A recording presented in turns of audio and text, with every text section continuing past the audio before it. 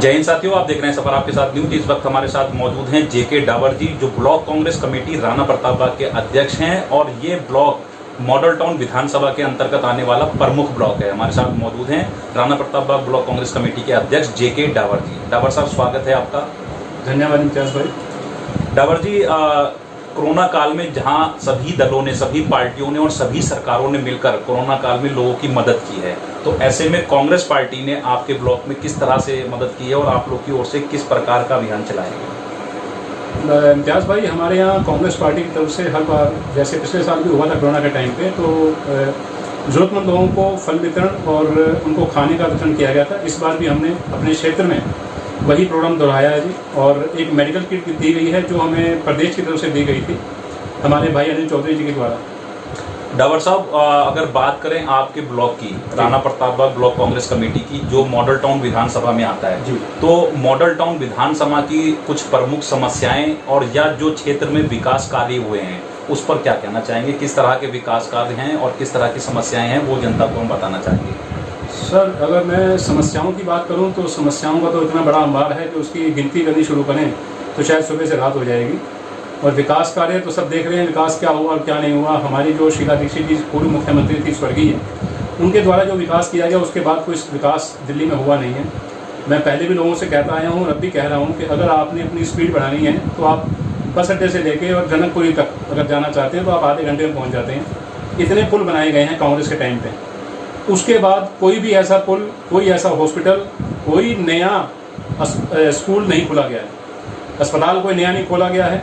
सिर्फ जो पुराने स्कूल बनाए गए थे हमारे कांग्रेस के टाइम पे, उनको थोड़ा सा जीर्णोद्धार कर दिया गया। कोई स्कूल टूट रहा था, उस टूटे हुए स्कूल को ठीक कर दिया, जिसका श्रेय हमारी दिल्ली सरकार लेना चाह रही है। स्थानीय विधायक और स्थानीय निगम पार्षद के कार्यकालों से कितना संतुष्ट हैं आप? सर, मैं जो रहता हूँ, मेरा घर सीसी कॉलोनी में है और हमारी जो सड़क है, प्रमुख जो सड़क है हमारी, उस सड़क पे इतने गड्ढे हैं कि एक बेचारा अगर ठीक ठाक सा आदमी रात के समय निकल रहा हो, स्कूटर टू व्हीलर पे जा रहा हो तो जरूर गिरेगा जी वो आदमी।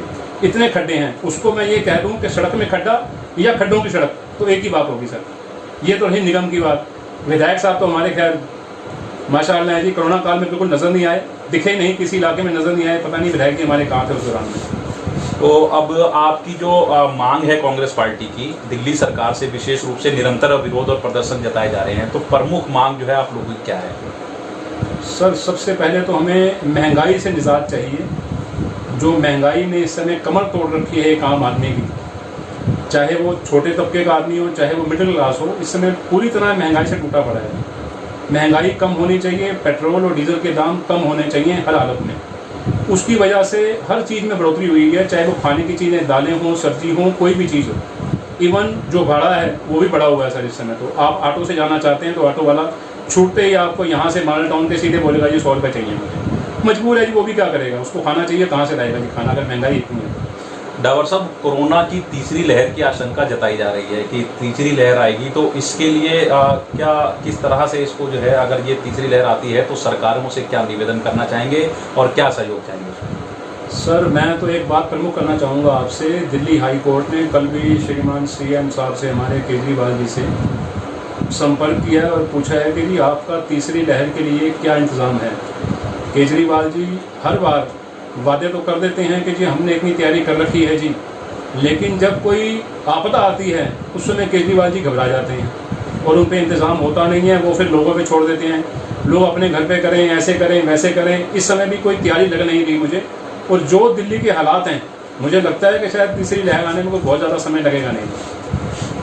डावर साहब, वैक्सीन को लेकर भी कई बार देखा गया है कि वैक्सीन कई बार अवेलेबल हो पा रही है, कई बार नहीं, जिसके अंतर्गत 21 जून से प्रधानमंत्री जी ने वो ऐलान किया है कि फ्री वैक्सीनेशन पूरे देश भर में लगाई जाएगी।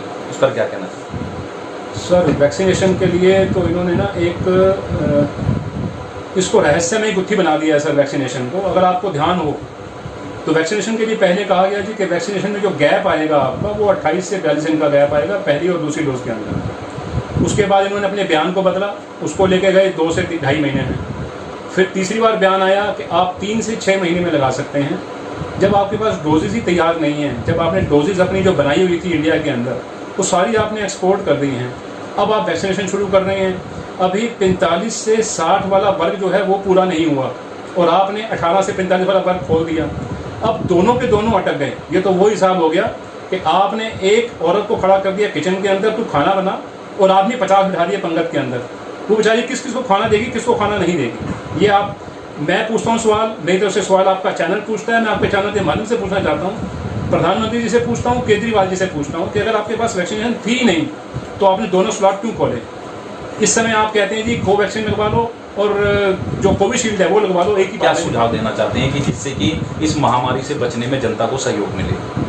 सबसे पहले तो ये मैं आम जो मेरे भाई बहन, मेरे सज्जन बंधु हैं, उनसे सबसे रिक्वेस्ट यही करना चाहता हूँ कि वो सोशल डिस्टेंस का अपनाएं, मुंह पे मास्क लगा के रखें, समय समय पर हाथ धोते रहें, अपना ख्याल खुद रखें, किसी भी सरकार के भरोसे ना रहें, क्योंकि सरकार आपको बचाने नहीं आने वाली भाई। जब तक आप अपना ख्याल खुद नहीं रख सकते तब तक आपका कोई ख्याल नहीं रखेगा।